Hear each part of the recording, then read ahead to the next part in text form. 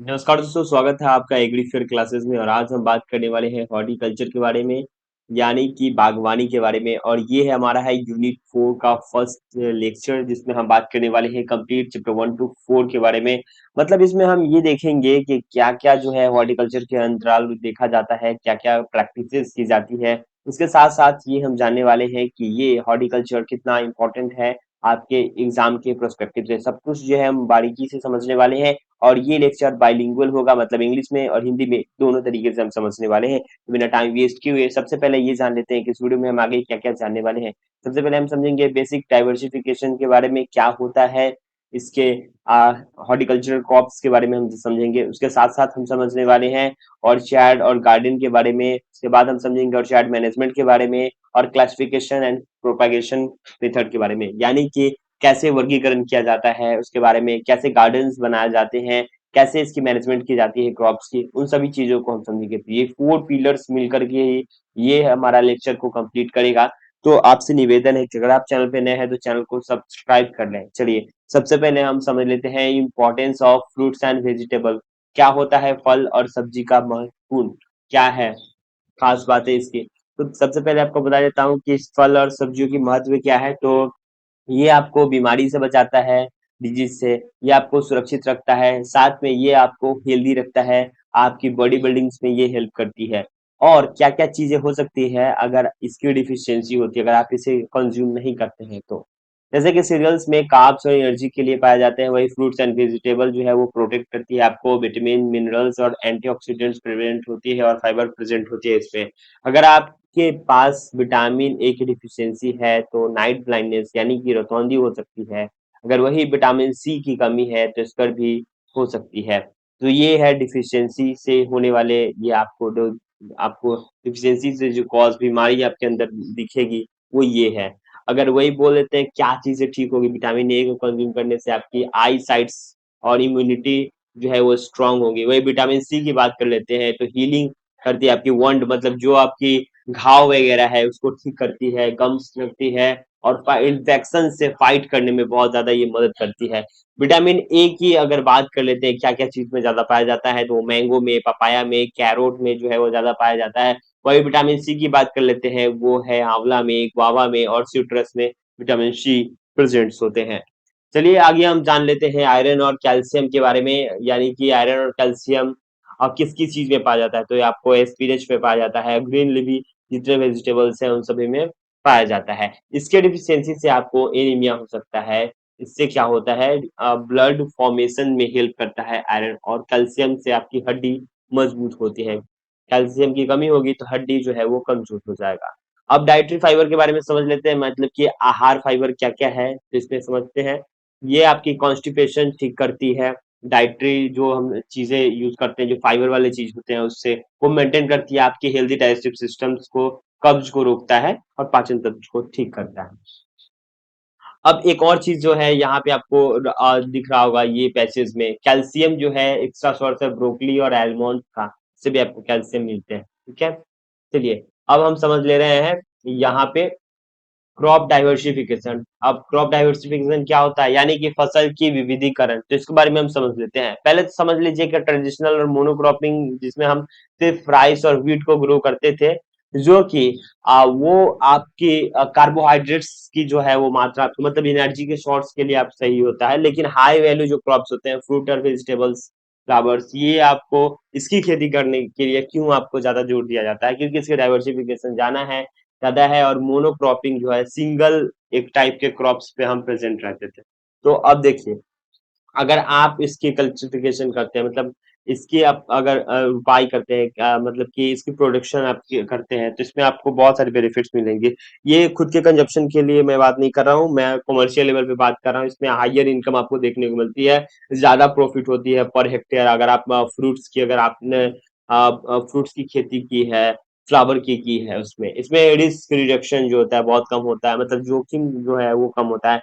Paste और diseases जो है वो इनकम को डिस्ट्रॉय कर सकता है, तो यहाँ पे थोड़ा सा रिस्क फैक्टर बन सकता है। ठीक है, जो इकोलॉजिकल बैलेंस की बात कर लेते हैं, तो ये क्या होता है, सॉइल की फर्टिलिटी और ग्राउंड वाटर को सेव करने में काम करता है। अब हम समझ लेते हैं प्रोसेसिंग इंडस्ट्री। तो प्रोसेसिंग इंडस्ट्री जो है वो आपको इसमें क्या-क्या समझाएगा ये आप देख लीजिए। सबसे पहले आप ये समझिए कि प्रोसेसिंग यूनिट होता क्या है? तो मान लीजिए कि ऐसा ऐसा कोई फैक्ट्री है जहाँ पे जो आपकी ताजा फल या सब्जियों को जो ये सड़ जाएगा अगर आप इसको नहीं बचा कर रखेंगे, तो इसी को जो आगे का प्रोसेस दोहराया जाता है जिसे लंबे समय तक चलाने के लिए जो यूज़ किया जाता है उसे हम प्रोसेसिंग कहेंगे। मतलब एक्सटर्नल एफर्ट्स इसमें जो हम डालते हैं, चीजें ऐड इसमें करते हैं, यानी कि वैल्यू एडिशन का काम होता है, देन जो प्रोडक्ट्स बनते हैं वो वैल्यू एडिटेड प्रोडक्ट बनते हैं, तो इसको हम प्रोसेसिंग कहेंगे। और ये हमारा फैक्ट्री हो गया प्रोसेसिंग यूनिट। यानी कि जो आपकी टोमेटो है, अगर टोमेटो को आप छोड़ दीजिएगा तो इसकी सेल्फ लाइफ कम होती है और इससे क्या होता है ये स्पॉइल हो जाते हैं, डैमेज हो जाते हैं। वही अगर हम बात कर लेते हैं इसकी प्रोसेसिंग, तो प्रोसेसिंग करने के बाद जो है हमारा प्रोडक्ट रेडी हो जाता है जिसे हम खाते हैं। इससे क्या-क्या होता है, तो टोमेटो से आपको केचप देखने को मिलता है, टोमेटो के प्यूरीज वगैरह बनते हैं, जो मतलब इसकी जो ग्रेवीज टाइप के बनते हैं, ये टोमेटो से आपके सॉसेज वगैरह बनते हैं। ठीक है? तो इससे क्या होता है, प्रॉब्लम क्या हो जाता है, फ्रूट वेजिटेबल जो है हाईली पेरिशेबल होता है, मतलब जल्दी खराब होने वाली चीजें होती है, जिससे 25 से 30% जो है वो आपको वेस्ट देखने को मिलता है। वही पोस्ट हार्वेस्ट करने के बाद जो ये प्रोसेस होता है प्रोसेसिंग, उससे आपकी जो लॉसेज है उसको हम बराबर करते हैं। ठीक है, तो ये हमने बात किया। इसमें क्या होता है, पोस्ट हार्वेस्ट को मतलब नुकसान कम करता है, उसके साथ साथ क्या होता है सेल्फ लाइफ को इंक्रीज करते हैं। 1 वीक से लेकर के 1 ईयर तक हम इस चीज को आप प्रिजर्व करके रखते हैं। एम्प्लॉयमेंट जनरेशन होती है क्योंकि फैक्ट्री में काम करने के लिए वर्कर चाहिए, उससे रोजगार भी हम दे रहे हैं। Better price relation for farmer, मतलब फार्मर को जो है वो एक अच्छे कीमत भी मिल रहे हैं इसके। ठीक है, चलिए अब हम समझ लेते हैं और कार्ड लोकेशन के बारे में। सिलेक्शन मतलब कि हमें ऐसा जगह ढूंढना है जहां से आप इसकी सेल वगैरह भी कर सकते हैं। उसके साथ साथ क्या होगा कि आपकी इनकम जनरेट हो सकती है, साथ में ऐसा स्पेस हो जहां से आप ट्रांसपोर्टेशन वगैरह भी कर सकते हैं। तो ये हम बात अभी कर रहे हैं इसके बारे में। तो पहले आप समझ लीजिए कि इसमें क्या होता है। तो आपको पता है कि ऑर्चर्ड जो है 15 से लेके 50 साल तक का एक-एक इन्वेस्टमेंट होता है, जो कि आपको यहाँ पे देखने को मिल रहा होगा। ये एक ट्री है, फ्रूट ट्री है। ये ऐसा है जैसे कि आज आपने लगा दिया है तो आपके पीढ़ी दर पीढ़ी का आएगी, मतलब आज आपने लगाया है तो आप खा रहे हैं, आपके आपके आने वाले बच्चे खाएँगे और उनके बच्चे होंगे वो भी खाएँगे, ठीक है? तो इस टाइप का जो है वो हमें सिलेक्शन करना है, एरिया ऑफ सिलेक्शन की जहाँ पे हम जो प्लांट लगाएँगे, जो वो ट्री में कन्वर्ट होगा। ट्री का डेफिनिशन बता देता हूँ। ट्री जो है, tree sorry tree having having simple सा मैं लिख देता हूँ, ट्री हैविंग ट्रंक, ठीक है? इसके बाद ट्रंक होते हैं उसे हम ट्री कहते हैं, ठीक है? अब देखिए क्लाइमेट और सॉइल की बात कर लेते हैं, तो आपको ये ध्यान देना है कि जो है सूटेबल फ्रूट्स क्रॉप्स के लिए क्या होता है, वो आपको मोर देन 2 मीटर डीप होने चाहिए। साथ में जो टोपोग्राफी आपको ऐसे बनाई जाती है, ऐसे स्लोपी एरियाज में आपको देखना है, वाइड करना है ऐसे वैली टाइप का, जहाँ पे अनइवन जो है वो स्ट्रक्चर्स हो, जहाँ पे आपके वाटर लॉगिंग की समस्या हो सकती है, तो उससे रूट वगैरह भी डैमेज होता है, तो इस टाइप का। ट्रांसपोर्टेशन और मार्केट के लिए आप रास्ता देखेंगे, ऐसा ना हो कि रास्ता ही ना हो यहाँ से फल सब्जी ले जाने का। ठीक है, तो ये भी आपको ध्यान देना है। अब तो सिर्फ एक मैं ट्री की बात कर नहीं रहा हूँ, ऐसे ऐसे ट्रीज तो हो सकता है कि 100-200 होंगे, है ना? तो इसके हिसाब से आपको ध्यान देना है। अब हम समझ लेते हैं और चार्ट का लेआउट। और चार्ट का लेआउट जो है वो क्या हो सकता है, तो ध्यान देने वाली बात ये है कि आपकी जो गार्डनिंग है वो आपको थोड़ा-सा इंटेलिजेंस का यूज़ करना पड़ेगा।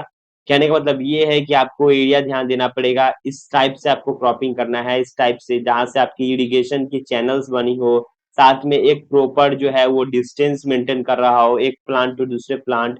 उसके साथ-साथ आपको फेंस भी लगाने होंगे, और फेंस कैसे लगाने पड़ेंगे, किस चीज़ से बचने के लिए? तो जिस डायरेक्शन से आपको लगता है जिस डायरेक्शन से हवा का जो है वो झोंका ज़्यादा आता है, लू वाले गर्म हवा आते हैं, उससे आपको मेन क्रॉप को बचाने के लिए आपको साइड बाउंड्री जो है बाउंड्री ट्री आपको लगाने पड़ेंगे। तो इस हिसाब से आपको जो है लेआउट करना है। प्रॉपर लेआउट करने के लिए आपको फिजिकल अरेंजमेंट करना पड़ेगा, साथ में एफिशिएंट मैनेजमेंट करने की ज़रूरत है। एक आपको पाथवे भी निकालना पड़ेगा, रास्ता भी निकालना पड़ेगा इसके बीच से चलने के लिए, काम करने के लिए, और इसमें इसमें आपको प्रैक्टिसेस वगैरह करना पड़ेगा क्योंकि इसकी कटाई छटाई से साथ साथ इसकी जो है नीचे का आपको वीड वगैरह भी रिमूव करना पड़ेगा, तो उस हिसाब से आपको स्पेस छोड़ने की जरूरत होगी। उसके बाद जो है हम ऑर्नामेंटल गार्डनिंग की बात कर लेते हैं, यानी कि सजावटी बागवानी। अब कैसे कैसे होते हैं सजावटी बागवानी, आपको कहाँ कहाँ देखने को मिलते हैं? तो सबसे पहले आप दो तीन चीजों को माइंड में रखेंगे। पहला तो आपको देखने को मिलेगा यूनिवर्सिटीज कॉलेज वगैरह में, हॉस्पिटल्स वगैरह में, या फिर किसी के घर की बात कर लेते हैं, घर हाउस होल्ड वगैरह में, ये सब चीजों में आपको देखने को मिलेगा। सोसाइटीज वगैरह है वहां पे, या फिर आपको पार्क में तो देखने को मिलता ही है। उसके अलावा जो है आपको मॉल साइड भी देखने को ये सब मिल सकते हैं। तो कई तरीके की चीजें होती हैं जिससे हम एस्थेटिक रख सकते हैं, मतलब एक तरीके से ब्यूटी इन्वायरमेंट रख सकते हैं, जो कि आपके इन्वायरमेंट के लिए तो अच्छा होता है, एयर के लिए तो अच्छा ही होता है, साथ में दिखने में भी अच्छा लगता है। तो लॉन की बात कर लेते हैं, यानी कि घास का मैदान, जो आपको घास का मैदान बहुत जगह देखने को मिलता है, क्रिकेट स्टेडियम से लेकर के, गोल्फ के स्टेडियम से लेकर के आप अपने कैंपस में भी ये लगा सकते हैं। तो इस टाइप का जो है वो फील्ड देखने को मिलता है, ग्रास जिसको हम कटिंग करके क्या करते हैं, ये साइंडोन टेक्टोन करके ये इसका साइंटिफिक नेम है, इसको हम कटिंग करके एक शेप में रखते हैं जो बहुत खूबसूरत लगता है। हेज और एज के लिए हम क्या करते हैं, सिलिंड्रम हम यूज करते हैं, इससे हेज बनाया जाता है, एक छोटा सा बाउंड्री टाइप का वॉल टाइप का क्रिएट किया जाता है। वही फ्लावर बेड्स की बात कर लेते हैं, इसमें मैरीगोल्ड पिटूनिया या फिर छोटे जो छोटे छोटे जो साइज के होते हैं उसको हम कहाँ रखते हैं, उसे हम यूज करते हैं फ्लावर बेड्स के लिए।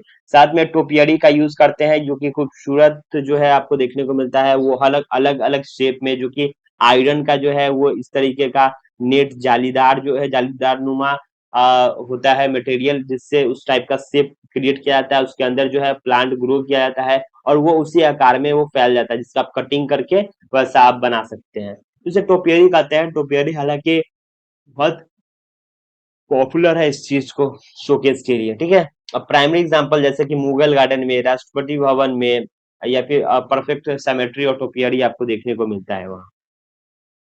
अब समझ लेते हैं हम किचन और न्यूट्रिशन गार्डन के बारे में, कैसे किचन गार्डन आपके होने चाहिए, मतलब गृह वाटिका जो होता है। तो इसमें आप बहुत सारी चीजें लगाते हैं, सब्जी वगैरह लगते हैं, कुछ फल वगैरह भी लगाते हैं। तो आपको ध्यान देने की जरूरत है, जो इस साइड होता है जहाँ से सन की आपके डायरेक्ट बीम जो है आपके क्रॉप्स पे पड़ते हैं, तो उस टाइप का आपको क्रॉप लगाना है, जो कि सन फ्रेंडली जो क्रॉप होंगे उसे हम स्टार्टिंग में लगाएंगे, मतलब छोटे छोटे पौधे हम पहले लगाएंगे, बाद में जो है बड़े बड़े पौधे लगाएंगे। क्योंकि जो नॉर्थ साइड है, अगर नॉर्थ साइड अगर मान लो ये इस साइड से यहाँ से सूर्य अगर निकलता तो यहाँ तक धूप नहीं पहुंच पाता ना, ये रोक देता धूप। तो इस वजह से आपको उस टाइप का जो है सिलेक्शन करना है, जो बड़े बड़े प्लांट, बड़े बड़े प्लांट्स वगैरह है, उसको आपको नॉर्थ साइड फेसिंग करना है, नॉर्थ वेस्ट साइड फेसिंग करना है, और इस साइड छोटे छोटे आपको पौधे रखने हैं, क्योंकि इसी से आपकी जो है सनलाइट्स जो है वो पास होंगे अच्छे तरीके से, ठीक। अब समझते हैं प्लांटिंग सिस्टम, यानी कि जो रोपने की जो विधि है उसके बारे में हम समझते हैं। प्लांटिंग सिस्टम कैसे डिफाइन किया जाता है, अब कैसे आप समझोगे कि कौन सा जो है, कौन सा फैक्टर इसमें यूज होता है। सबसे पहले आपको बता देते हैं कि ये बहुत बड़ा रॉकेट साइंस नहीं है, लेकिन आपको एक सिस्टम को मैनेज करना पड़ेगा कि आप एक हेक्टेयर में कितने प्लांट्स लगाते हैं, कैसे प्लांट्स है, इसकी जो कैनोपी है, कैनोपी से डिसाइड होता है एक एक दूसरे का डिस्टेंस। ये मैंने एक कैनोपी बनाया है, मान लो कि ये जो प्लांट आपने ग्रो किया है ये ट्री जाके बनेगा, मतलब बहुत बड़े इसकी कैनोपी बनने वाली है। तो बड़ा होकर के मान लो कि इतना बड़ा कैनोपी इसकी बनती है, अगर मान लो कि इसके साथ यहाँ पे हमने प्लांटेशन कर दिया इस एरिया में, ठीक है, इस एरिया में प्लांटेशन कर दिया, तो इसकी भी कैनोपी होगी, तो ये आपस में दोनों टकरा जाएगी, ग्रो नहीं हो पाएगा। इस वजह से जो है हम पहले डिसाइड करते हैं कि हमें कहाँ कितना लगाना है प्लांट, और कौन सा प्लांट लगाना है, और इसकी कैनोपी कितनी बड़ी हो सकती है, ठीक है, मतलब इसके रेडियस। तो इसके हिसाब से हम लगाते हैं, और डिस्टेंस जो है हम दोनों का, चारों का मेंटेन करके रखते हैं। अगर स्क्वायर शेप में हम लगा रहे हैं तो स्क्वायर के हिसाब से लगाएंगे, और अगर वो हमें फीलर टाइप का लगाना है, हमें इसे पूरा करना है, अगर बीच का स्पेस आपको खाली दिख रहा है तो हम इसमें छोटे प्लांट्स लगा सकते हैं, ठीक है। तो ये स्क्वायर सिस्टम होता है जिसमें हम 5 ट्री को इजिली जो है वो प्लेस कर सकते हैं। वही अगर सिस्टमेटिक वे से अगर आपको बीच से रास्ता निकालना है तो आप इस तरीके का कर सकते हैं। तो ये जो है फिलर सिस्टम होता है और स्क्वायर सिस्टम होता है, तो अलग अलग जो है क्विंक्लक्स जिसमें आपको देखने को मिलते हैं। ठीक है? तो इस तरीके का आपको ये बताया जाता है कि आपको इसमें भी 2 चीज़ें मेंटेन करना है। एक तो आपको ट्रैक्टर का स्पेस देना है, बीच से अगर जुताई हो रही है, बीच में अगर कोई फसल लगा रहे हैं, तो इसके लिए आपको स्पेस देना है। दूसरी बात, इसमें अगर आपका छोटा एरिया है, जहाँ पे आपको लगता है कि ट्रैक्टर वगैरह का यूज़ नहीं हो पाएगा, हम खुद से हम प्लगिंग वगैरह करेंगे, जुताई वगैरह करेंगे, मतलब ये कह सकते हैं कि कुदाल वगैरह का यूज़ करेंगे, ठीक है? तो वैसे जगह में क्या करेंगे, हम 5 को भी ऐड कर सकते हैं, तो इसमें क्योंकि इसमें ट्रैक्टर वगैरह को घुसाने की जरूरत नहीं है। तो इस तरीके से हम इस चीज को समझने वाले हैं कि आपकी जो प्लांट है वो निर्भर करती है आपके स्पेस, उसकी कैनोपी पे। ठीक है, चलिए अब प्लांटिंग सिस्टम को समझ लेते हैं। पहले अभी हमने प्लांटिंग सिस्टम को ही समझा है, लेकिन ये दूसरा रूप है, इसमें हम समझेंगे हेक्सागोनल सिस्टम को किस तरीके का होता है। 15% more plant than square system, इसमें ज्यादा प्लांट्स लगते हैं, क्योंकि स्क्वायर सिस्टम में आप सिंपल सा समझिए कि स्क्वायर सिस्टम में आप 4 प्लांट ही लगाते हैं, आप 4 प्लांट ही लगाते हैं, बीच का इतना स्पेस बाकी रह जाता है। अगर मान लो आपने हेक्सागोनल लगाया होता तो क्या होता, ज्यादा प्लांट लगते, ज्यादा प्लांट लगते ना। तो इस तरीके का जो है, इस तरीके का आपको एक प्लान लेकर के चलना पड़ेगा। अगर बड़े पैमाने पे आप प्लांट वगैरह लगा रहे हैं, तो आपको इस तरीके का शेप सोच के लगाना पड़ेगा कि हम ऐसा लगाएंगे जहां पे हम ज्यादा ग्रो कर सकते हैं। जैसे कि मान लीजिए,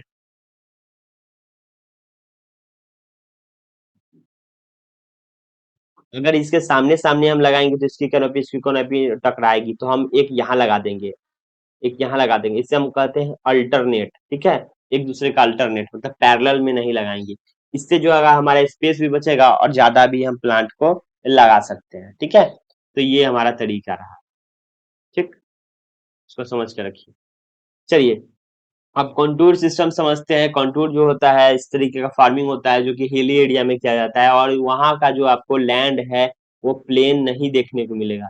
वहाँ आपको इस तरीके का मिलेगा, ऊंचा नीचा ऊंचा नीचा ऊंचा नीचा ऐसा करके आपको देखने को मिलेगा, मतलब पहाड़ी टाइप का, स्लोपी टाइप का। तो उस टाइप पे आपको इस तरीके का आपको क्रॉप्स लगाए जाते हैं, जाकि ऊपर की मिट्टी ज्यादा ढले ना, उससे बचाए रखे और इसे इसकी प्लांटिंग जो है अच्छे तरीके से हो सके। ठीक है, चलिए अब हम समझते हैं ट्रेनिंग एंड प्रूनिंग की। ठीक है, जो कि सदाई और कटाई छटाई की बात कर लेते हैं। ट्रेनिंग क्या होता है, प्रूनिंग क्या होता है। सबसे पहले आपको बता देता हूँ कि ट्रेनिंग जो है और प्रूनिंग एक दोनों दोनों जो है वो एक प्रैक्टिसेस है। तो ट्रेनिंग जो होता है यंग प्लांट में, युवा प्लांट में किया जाता है। क्यों किया जाता है बताते हैं। एक तरीके का शेप दिया जाता है इसको, या फिर इसकी ट्रेनिंग दे करके एक मतलब हम एक डिजायर्ड जो है इसको हम एक शेप में प्रवाहित करते हैं। दूसरा जो है हमारा, इसलिए जब हमें मेन ब्रांच जो है, हमें से इसकी लेंथ लंबी नहीं चाहिए, तो हम यहाँ से मेन ब्रांच है उसको कट कर देंगे, साइड ब्रांचेस निकलेंगे, तो इसकी जो है ब्रांचेस अलग अलग होगी, तो ज्यादा इसमें फ्रूट सेट आपको देखने को मिलेगा। ठीक है, मतलब जितनी ज्यादा ब्रांचेज होगी उतने ज्यादा आपको फ्रूट सेट मिलते, तो ये आपको फ्रूट क्रॉप्स में देखने को मिलते हैं ये प्रैक्टिसेस। अगर मान लो ऊपर का हमने हिस्सा नहीं काटा होता, तो ये लंबा होते जाता और बहुत ज्यादा ऊंचा हो जाता, तो इसमें फल फटते, लेकिन वो मुश्किल होती इसके तोड़ने में, इसके हार्वेस्ट करने में मुश्किल होती, साथ में उतने ज्यादा नहीं होते, क्योंकि इसकी न्यूट्रिशन जो है वो सिर्फ मेन स्ट्रीम ही ले जाता, साइड ब्रांचेस को नहीं मिलते। तो ये सब पतले पतले ब्रांचेस रह जाते हैं और मेन स्ट्रीम आपका मोटा हो जाता है। ठीक है, इसके लिए प्रैक्टिस करते हैं।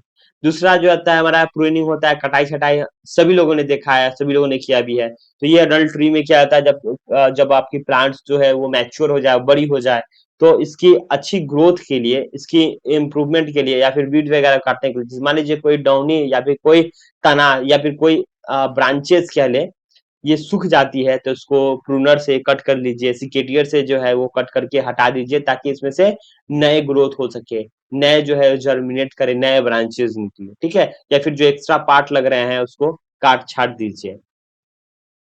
ठीक, चलिए हम समझ लेते हैं इंटरक्रॉपिंग के बारे में। इंटरक्रॉपिंग होता क्या है, तो आप आसान भाषा में समझिए कि एक ऐसा जगह जहाँ पे, एक ऐसा स्पेस जहाँ पे एक से ज्यादा, मतलब दो दो या दो से ज्यादा 3 क्रॉप्स को हम ग्रो करते हैं एक ही फील्ड में, उसे हम कहते हैं इंटरक्रॉपिंग। ठीक है, अब इंटरक्रॉपिंग क्यों होता है, यानी कि ज्यादा इनकम के लिए, वीट को कंट्रोल करने के लिए हम ऐसा चीजें यूज करते हैं। मतलब एक मान लो कि बहुत बड़ा प्लांट है, ठीक है, बहुत बड़ा प्लांट है, वो यहाँ पे हमने लगाया है, मतलब ट्री मान लो ना, प्लांट क्यों मान रहे हो, ट्री लगाया है, ठीक है, उसके बीच का स्पेस खाली है। दूसरा फिर यहाँ पे लगा हुआ है, ट्री लगा हुआ है, बीच का स्पेस खाली है। इस स्पेस को, गैप को फिल कीजिए, क्योंकि यहाँ पे वैसे भी वीड हो जाने हैं, मतलब जंगल हो जाने हैं, तो क्लीन करना पड़ेगा। तो क्यों ना यहाँ पे हम ऐसे छोटे प्लांट्स लगा दें, ताकि वो भी ग्रो हो जाए और आपको एक्स्ट्रा इनकम भी मिल जाए। तो इसी को हम कहते हैं इंटरक्रॉपिंग, ठीक है।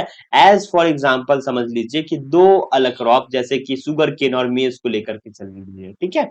वही हम समझ लेते हैं तीसरा क्या हमारा फायदा हुआ, तो ये है लिग्यूमिनस क्रॉप, जिसमें हम क्या करते हैं, नाइट्रोजन फिक्सेशन करने का काम करता है। जैसे कि ग्राम, काउपी और मटर की बात कर लेते हैं, ये क्या करते हैं, नाइट्रोजन फिक्स करते हैं सॉइल में, जिससे सॉइल की फर्टिलिटी बढ़ती है, ज्यादा फर्टाइल होती है। अगर बगल वाला कोई ऐसा क्रॉप हो जो कि सॉइल की जो है नाइट्रोजन फिक्सेशन नहीं करती है, तो इस प्लांट की वजह से क्या होगी, इसको मदद होगी, ठीक है, और ये भी ज्यादा न्यूट्रिशन ग्रहण कर पाएगा, ठीक है। अब समझ लीजिए कि शुगर केन और मेज का एग्जांपल मैंने दिया था, कि वो दोनों हम क्यों नहीं लगाएंगे, इसके पीछे क्या कारण है।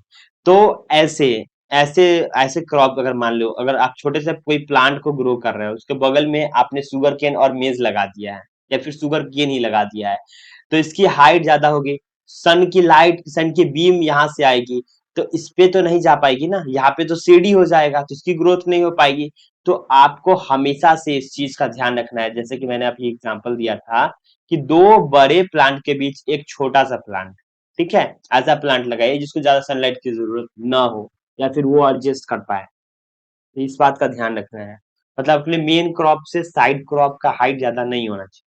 अब हम समझते हैं प्रोटेक्शन फ्रॉम फ्रोस्ट। अब फ्रोस्ट क्या होता है, देखिए, फ्रोस्ट आपको भी पता होगा कि फ्रोस्ट जो होता है हमारा, पाले, ठीक है, पाले जैसे कहते हैं कि धुएंधार, या फिर ऐसा कहते हैं ना कि वो हो गया है, क्या कहते हैं, थोड़ा सा फ्रीजिंग फ्रीजिंग या फिर क्रिस्टल बनने लगता है, या फिर कह लीजिए कि आपको वो देखने को मिलता है, फॉगी फॉगी इस टाइप का। तो इससे बचाव के लिए हम क्रॉप्स को क्या करते हैं, तो इस पे आप बहुत चीज कर सकते हैं, जैसे कि ड्राई वेस्ट को आप बर्न करते हैं, तो इसमें क्या होता है, स्मोक ब्लेंडर में जाता है, जो कि ट्रैप करता है अर्थ के हीट को, और वापस से क्या हो जाता है, वो बारिश होती है। तो ये जो है उस चीज के लिए बहुत खतरा होता है, तो इसको बचाने के लिए हम टेम्परेचर जो है माइनस, सॉरी, 0 डिग्री सेल्सियस से जो बिलो होता है, मतलब माइनस में जो होता है, प्लांट के सेल्स को फ्रीज कर देता है, आइस क्रिस्टल बना देता है, और इस सेल को ब्रस्ट कर देता है, और प्लांट मर जाते हैं। तो इसके लिए आपको दो तीन चीजें करना है। पहले तो पॉली हाउस के अंदर हम ग्रो करते हैं ऐसे प्लांट्स को, या फिर हमारे पास कुछ ऐसे कुछ प्रक्रिया होती है जिससे इसकी फ्रोस्ट को कम कर सकते हैं, जैसे कि इरिगेशन, ठीक है, वाटरिंग करते हैं अगर आप बिफोर कूलिंग टेम्परेचर, जब वो लगता है कि ज्यादा जो है वो हीट आ गया है, तो इस चीज से आपको बचाना है। जैसे कि मान लीजिए, अगर इवनिंग में क्या करते हैं आप, वाटर को रिलीज कर देते हैं, तो हीट जो होता है वो सॉइल का वार्म करता है, और उससे क्या होता है, डैमेज हो सकता है। तो अगर ज्यादा शाम हो गई है तब पानी देना चाहिए, या फिर अर्ली मॉर्निंग में आपको पानी देना चाहिए फसलों को। अब ट्रैच कवरिंग क्या होता है, तो जी देखिए, छप्पर बांधना जिसे हम कहते हैं, मतलब एक ऐसा क्रॉप जिसको ज्यादा धूप नहीं चाहिए, अगर एक्सेस धूप है ऐसे सीजन में, तो आपको इसको सीड प्रोवाइड करना पड़ेगा, नहीं तो आपकी जो फसल है, आपकी जो प्लांट वगैरह है, वो डेड हो जाएगी, ठीक है। तो ये हम ऐसा प्रोटेक्शन देते हैं, हर अलग अलग जो है फैक्टर जो है वो हम अपनाते हैं, ठीक है। चलिए, तो आई होप कि आपको ये क्लियर हो गया होगा, जो मैंने अभी प्रोटेक्शन के बारे में बात किया है, जो हमने फ्रोस्ट के बारे में बात करी है। आगे बढ़ते हैं और समझ लेते हैं प्रोटेक्शन फ्रॉम सनबर्न, मतलब कि जो धूप से जो जल जाता है, या फिर गर्म हवा से कैसे आप बच सकते हैं, लू वाली हवा से। तो इसमें क्या होता है, देखिए, पहला तो आपने चूना का पुताई करना है, जिसमें व्हाइट वैसिंग होती है, सफेद चूना का पुताई करते हैं। इससे क्या होता है, इसे करने से क्या होता है कि आपकी जो सनबर्न है, जो जल जाते हैं, उससे बचते हैं, और व्हाइट से रिफ्लेक्टिंग होता है, व्हाइट कलर जो है वो रिफ्लेक्टिंग होता है, रिफ्लेक्टिंग जो सोलर रेडिएशन को वापस से रिफ्लेक्ट कर देता है। तो स्टीम बोरिंग या फिर ऐसे कोई इंसेक्ट्स वगैरह है, इसमें नहीं जा पाते हैं, इसमें छिद्र नहीं बन पाते हैं, ठीक है, इसकी कोटिंग हो जाती है। तो आप डिजीज पेस्ट से भी प्रिवेंट कर रहे हैं, साथ में सनबर्न से भी मतलब प्रिवेंट कर रहे हैं, बचाव कर रहे हैं। दूसरा हमारा है कि विंड ब्रेक। अब विंड ब्रेक क्या होता है? अब मान लीजिए एक ऐसे आपको ट्री लगा देना है जो कि एवरग्रीन होता है, जो हमेशा इस पे पत्ते दिखते हैं, उसके साइड में जो भी आप लगाते हैं, आपका जो मेन क्रॉप होता है, मेन प्लांट्स होते हैं वो लगाते हैं, तो वो जो है वो गर्म हवा, लू वाले हवा से आपको मेन प्लांट को ये वाला ट्री बचाएगा, ठीक है, इस हिसाब से। अब फ्रीक्वेंटली इरिगेशन क्या होता है? मेंटेन करना है आपको सॉइल के मॉइस्चर को जब ज्यादा गर्मी हो जाती है तो, क्योंकि अगर सॉइल की मॉइस्चर बनी रहेगी तभी प्लांट की ग्रोथ होगी, वरना प्लांट डेड हो जाएगा, ठीक है। चलिए अब एक चीज समझ लेते हैं जो हमें समझने की जरूरत है। ये हमारा वेबसाइट है एग्रीफेयर.इन, और जो भी अभी मैंने पढ़ाया है, जो भी पहले का पढ़ाया है, वो सब जो है आपको नोट्स देखने को मिलेगा एग्रीफेयर.इन वेबसाइट पे। साथ में आपको एग्रीकल्चर से रिलेटेड आर्टिकल्स वगैरह देखने को मिलेगी, और सभी कुछ इस पे एग्रीकल्चर से रिलेटेड देखने को मिलेगा। खास तौर पे मुझे बताने की जरूरत है आपको क्विज की, जो भी आप यहाँ पे पढ़ रहे हैं उसका जो है वो क्विज आप अटेम्प्ट करना बिल्कुल ना भूले। और एक और चीज, A to Z जो है आपका यहाँ पे डिक्शनरी देखने को मिलेगा, उसे भी देखें। और वहां पे हर एक चीज जो है वो आपको एग्रीकल्चर के डिफिनीशंस वगैरह वहां डिफाइन करेंगे कि छोटे छोटे वर्ड्स को, ठीक है, तो इसे जरूर आप देख लें। चलिए अब हम समझ लेते हैं क्लासिफिकेशन बाय ग्रोथ हैबिट। अब सबका हैबिट कैसा कैसा होता है, कैसे कैसे विकास करते हैं, कैसे संभव है। तो पहले जो है वो ट्री का है, जो कि सिंगल डिस्टिंक्ट होते हैं, जो स्ट्रॉन्ग मेन, इसकी ट्रंक जो होती है बहुत स्ट्रांग होती है, जैसे कि मैंगो, नीम, एप्पल जो होती है वो बहुत बड़े पेड़ हो जाते हैं, और इसकी ट्रंक जो है वो बहुत ज्यादा क्या होती है, मजबूत होती है। सड़क की बात कर लेते हैं, जो झाड़ियां होते हैं इसमें मल्टीपल स्टिम्स निकलते हैं जो कि ग्राउंड से डायरेक्ट निकलते हैं, जैसे कि रोज हो गया, लेमन हो गया, टी हो गया, इन सभी की बात कर ले रहे हैं। तीसरा हो गया हमारा जो है क्लिम्बर हो गया, यानी कि बेल की बात कर लेते हैं, वो लेतरने वाला जो चीजें होती है, जो कि वीक स्टीम होती है, इससे फिजिकल सपोर्ट की जरूरत होती है। इसके टेंड्रिल्स जो है उससे आपस में क्या होता है, घिर घिर के चढ़ते हैं, तो एक तरीके से ये चढ़ने का काम करता है, ठीक है, जो कि आपको ग्रेपाइन, मनी प्लांट्स वगैरह देखने को मिलते हैं। चलिए अब हम बात कर लेते हैं क्लासिफिकेशन बाय लाइफ स्पैन, मतलब इसकी जीवन की काल के आधार पे हम समझ लेते हैं कैसे कैसे प्लांट होते हैं। पहले हम समझ लेंगे एक वर्षीय यानी कि एनुअल की। तो एनुअल क्रॉप जो होते हैं वो सीड से लेके हार्वेस्ट होने तक आपकी लाइफ साइकिल जो है वो सिर्फ 1 ईयर का ही होता है। 1 ईयर के ड्यूरेशन में जो है कंप्लीट हो जाता है, उसे हम कहते हैं एनुअल। मैनुअल जो होता है वो 2 साल लगते हैं, और जो पेरेनियल होता है 2 से ज्यादा जो लगते हैं उससे हम पेरेनियल करते हैं, मतलब कि 2 से ज्यादा मतलब 3 साल हो सकते हैं, 4 साल हो सकते हैं, या फिर उससे ज्यादा का जो भी होता है उसको हमको पेरेनियल में काउंट करते हैं, जैसे कि मैंगो ट्रीज वगैरह हो गया, लीची का आपको देखने को मिल जाता है, जैक फ्रूट्स टाइप के मिल जाते हैं। तो जितने भी लंबे समय तक जो आपको ट्री दिखते हैं, मतलब मान के चलिए जिसे हम ट्री बोलते हैं एक्चुअल में, वो सब पेरेनियल्स में आते हैं, ठीक है।